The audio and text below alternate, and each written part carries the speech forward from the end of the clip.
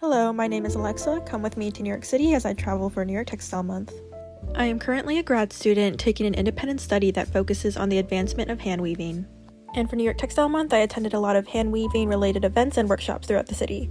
Here we will start our day, and my twin sister tagged along with me as well, grabbing some bagels and coffee to start our day. Now we are headed near Union Square to visit our first exhibition of the day.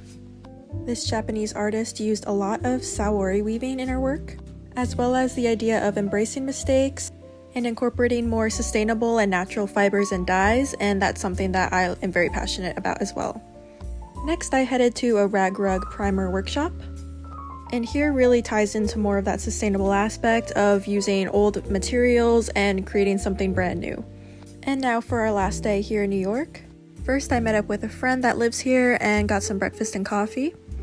And since it was such a beautiful day out, we decided to take the ferry and visit the Brooklyn Flea Market.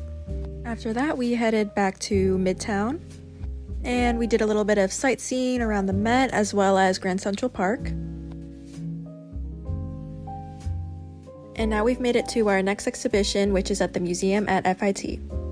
For my own independent study, I really wanted to focus on double weaving techniques, and it was really great to see some of this at the exhibition and get some inspiration.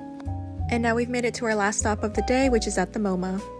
I was so excited to finally be able to visit the MoMA, and not only did I see amazing paintings, but I also got to see some cool textile pieces as well.